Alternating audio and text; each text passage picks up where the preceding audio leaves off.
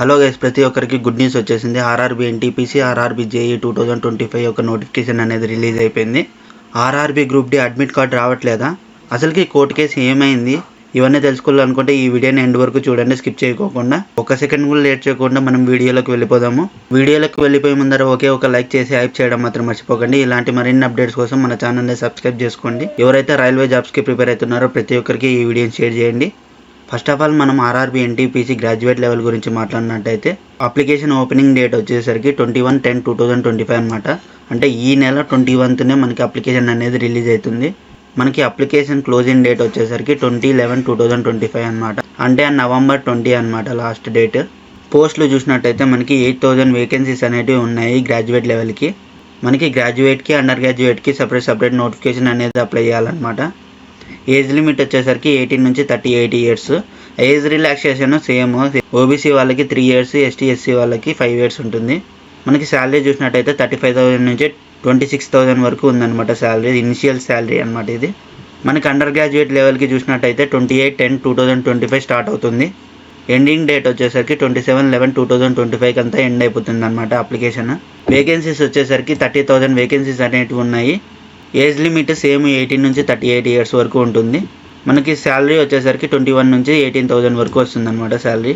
ఇప్పుడు మనం RRB JEE గురించి మాట్లాడినట్టయితే మనకి రీసెంట్గానే వదిలేరనమాట అప్లికేషన్.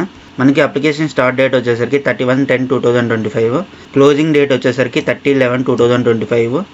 మనకి టెంటేటివ్ వేకెన్సీస్ మాత్రమే రిలీజ్ చేశారు, 2,500 అని ఇచ్చారనమాట. ఏజ్ లిమిట్ సేమ్ 18 నుంచి 33 ఇయర్స్. ఇనిషియల్ పేనే మనకి 35,000 ఉంటుంది. లెవెల్ 6 జాబ్ ఇది, కాబట్టి ఎవరైనా మిస్ చేసుకోవద్దండి. ఎవరైతే ఇంజనీరింగ్ చేసింటారో వాళ్ళంతా అప్లై చేయడానికి ట్రై చేయండి. ఫస్ట్ చాలామంది అడ్మిట్ కార్డ్ రావట్లేదని చాలా భయపడుతున్నారు. మనకి అడ్మిట్ కార్డ్ అనేది ఎగ్జామ్కి 4 days బిఫోరే రిలీజ్ అవుతుంది అనమాట. మనకి 17th నవంబర్ అంటే మనకి అట్లీస్ట్ 4 days బిఫోర్ అంటే మనకి 13th నవంబర్ నుంచి రిలీజ్ చేస్తారనమాట అడ్మిట్ కార్డ్ అనేది. ఇప్పుడే ఎందుకు రిలీజ్ చేస్తారు, ఇప్పుడు అసలుకి రిలీజే చేయరు, ఎవరే అని భయపడొద్దండి. ఇక మనం కోర్టు కేసు విషయానికి వచ్చినట్టయితే మనకి కోర్టు స్టే ఇచ్చిందనమాట 30th అక్టోబర్ వరకు. అంతవరకు మనకి ఏమే కానీ అప్డేట్ ఉండదు. రైల్వే వాళ్ళు అంతలోపు స్టార్ట్ చేసేస్తే ఎగ్జామ్స్ అనేటివి కంటిన్యూగా జరుగుతాయి. ఒకవేళ స్టార్ట్ చేయలేదంటే నవంబర్ 17th నాడు ఖచ్చితంగా ఇంకా డిలే అవ్వడానికి ఛాన్సెస్ ఉందన్నమాట, కోర్టు కానీ ఒకవేళ ఇన్వాల్వ్ అయితే. ప్రస్తుతానికైతే రైల్వే పని రైల్వే చేసుకుంటుంది, కోర్టు పని కోర్టు చేసుకుంటుంది. మ్యాక్సిమం నాకు తెలిసినంత వరకు 17th నవంబర్ నుంచి స్టార్ట్ అయిపోతాయి ఎగ్జామ్స్ అనేటివి. కాబట్టి ఎవరైతే ప్రిపేర్ కాకుండా వెయిట్ చేస్తున్నారో ప్రతి ఒక్కరు ప్రిపేర్ అయిపోండి. మనకి ఎగ్జామ్స్ అనేటివి 17th నుంచే స్టార్ట్ అయిపోతాయి. ఒకవేళ పోస్ట్ పోన్ అయినా కూడా 1 month కంటే ఎక్కువ పోస్ట్ పోన్ చేయరనమాట. డిలే ఇప్పటికే చాలా అయిపోయింది. జనవరిలో వచ్చింది నోటిఫికేషన్.